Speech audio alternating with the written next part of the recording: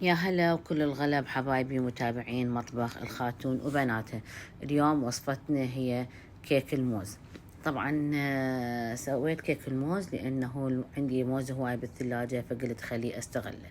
الكميات عندي موزايتين، نص كوب زبدة ذائبة، كوب من السكر الباودر، وهذا شرط يكون سكر باودر، كوب من الطحين، 3 بيضات بحرارة الغرفة لازم، وعندي الخل خاشوقة شاي صغيرة، وعندي الملح، رشة ملح وفانيلا وبيكنج باودر. وهذا القالب انتو حسب رغبتكم شو تريدون. انا سويته بقالب انجليش كيك وبطنته بالورق الزبدة. اول عملية راح اسويها هي راح امزج البيض بشكل جيد، وهذا ضروري جدا جدا جدا. هسه خليت البيض وراح ابدي امزجها بشكل جيد بالماكينة. هنا عندنا شغلة مهمة، انه اني لازم اخلي البيض يكون كثيف.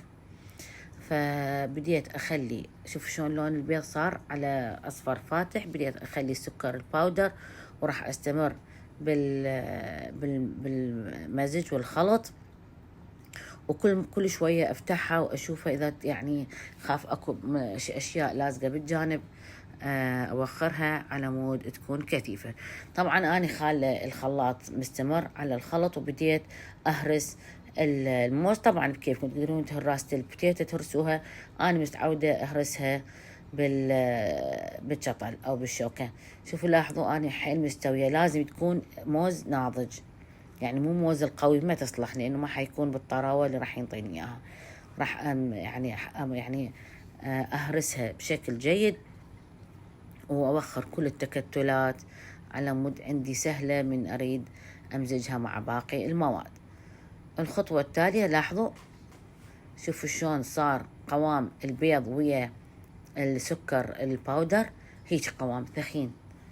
من يوصل هذا القوام راح اغير هاي السكينة من الخفاقة الى فقط راح امزجها بواسطة السباتيولر. ليش؟ لانه اني اريدها، ما اريد اوخر الهواء اللي اني دخلته بداخل هذا الخليط. راح ابدي امزجها من الاسفل الى اعلى. طبعا اهم نقطة، هسه انا حطيت الخل الابيض. طبعا الخل الابيض كلش مهم بهذه الوصفة. طبعا اول شي يوخر الزفرة، زائدا يساعد الكيكة على الارتفاع. راح ابدي هسه اضيف المواد. هسه بديت خليت هنا الفانيلا، تعرفون على مود هم ريحة زفرة البيض تروح، وابدي امزج من الاسفل الى الاعلى وباتجاه واحد. راح بعد ذلك راح اضيف الموز الهرسته، لاحظوا، وهم كذلك امزج من الاسفل الى الاعلى باستمرار، مع اضافة باقي المواد على مود تكون المواد متجانسة مع بعضها. هنا راح اضيف البيكنج باودر والفانيلا ورشة الملح، وامزجها. طبعا انا هذا الطحين ناخلطه، لازم يكون منخول. هسه راح ابدي اضيف بالتتابع مع الزبد، شوية طحين شوية زبد ذائبة لازم سويتها، وهكذا باستمرار من الأسفل إلى الأعلى وباتجاه واحد. وراح أظل أضيف الطحين مع الزيت لحد ما يخلص الكمية كلها، مع المزج المستمر. وكلش طلعت كلش لذيذة، أنصحكم تسووها وسهلة. عندش الموز الباقي اللي راح يعني يسود، خليه بالكيكة وتصير نكهتها كلش طيبة. تعرفون نكهة الموز بالكيك كلش طيبة. وهاي آخر كمية من الطحين والزبد، وراح أظل أني أستمر بالخلط بشكل جيد حتى تتجانس كل المكونات، وأخليها بالفرن. لاحظوا هسه حاليا راح امزجها، وبعدين هسه خليتها بالفرن. انتبهوا على الورق الزبدة، هنا شوية اني عانيت لانه دا يعني ايد وحدة دا اشتغل، هاي الايد الثانية لازم المكونات، وايد الأخ دا اعدلها. هذا شكل هيجي اضغطه ضغطة زينة عمود تنزل كل الفقاعات تطلع، وراح اخليها على درجة 180 او اقل 170 او لمدة 35 دقيقة، طبعا مع المتابعة المستمرة. انا طبعا مشغلة البنكة على متوزع الحرارة بشكل جيد، وهذا شكلها النهائي قبل التزيين. طبعا تقدرون التزيين بيها بعدة اشياء. انا عندي باقي من الصلصة البيضاء اللي مسويتها من السكر الباودر ويا الجبن والزبد، من سويت كيكة الجزر، فراح اغلفها بيها وازينها بالكزة. حاليا دا اسوي الكراميل على مود اخلي قطع الموز، تعرفون ان قطع الموز اذا تتعرض الهواء تسود، فراح اريد اغلفها قطعة هاي نص موزة تقريبا، راح اغلفها بالكراميل.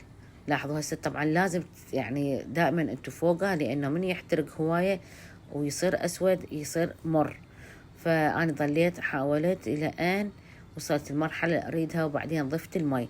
طبعا دير بالكم من ايدكم عند تضيفون المي، لانه تصير حرارة كلش قوية. فهسه راح ابدي اذوب. ليش خليت المي اني؟ لانه ما اريد يحترق السكر، اريد يصير كراميل بس ما اريد محترق السكر، فاضطريت اخلي المي على مود اذوب كل السكر الموجود. هسه زينت الكريمة. طبعا هاي الطريقة موجودة خلكم اياها بالصندوق الوصف، هي كيكة الجوز. وبعدين هسه دا خليت الموز بالكراميل وراح اصفطها. طبعا انتم بكيفكم شو تريدون تزينون، تريدون تبقون على هالحد بدون بس بالكريمة البيضة براحتكم، تريدون تخلون وياها الموز براحتكم، انتم بعد فنياتكم، انتم شو تحبون تخلون خلوا، ماكو اي مشكلة. كلها شوف دا اتأكد انها كلها مغلفة بالكراميل على مدة تسود عندي، وخليتها بشكل يعني عشوائي بصراحة، يعني ما كان ببالي شكل معين شو صارت بهالجمالية. راح استمر بوضع قطع الموز الى اخر الكيكة، وبعد ذلك راح ابدي انثر عليها الدارسين. طبعا الدارسين اني احبه، فاحب يعني من خليت الكمية هاي يعني انه اني احبه. اما الاشخاص اللي ما يحبون دارسين مو شرط لا تخلون دارسين، عادي يعني هذا بس هالشكل وها هي. لاحظوا شلون صارت جمال، كلش حلوة كلش حلوة وسهلة. انصحكم تسوي اذا عندكم خطار جاي على عصرونية، انتو ويا عائلتكم بالعصرونية ويا القهوة ويا الشاي فد شي. هاي بديت ازين بيها اني طريقة طبعا عشوائية ما كان مخطط لها بهذا الكراميل. وبعد ذلك جبت الدارسين. طبعا هذا الدارسين السكر يشربه كله، فهسه راح اخليها وازينها وتطلع بالشكل هذا. اتمنى تجربوها، كلش طيبة وكلش لذيذة، وجربوها حيل طيبة وشكل. طبعا انتوا زينوا براحتكم انتوا اللي تريدون، ما مو فد مشكلة يعني. هنا أنا اتمنى تجربوها وتنطوني رأيكم. لا تنسوني بالاشتراك وتفعيل الجرس، ومع ألف سلامة.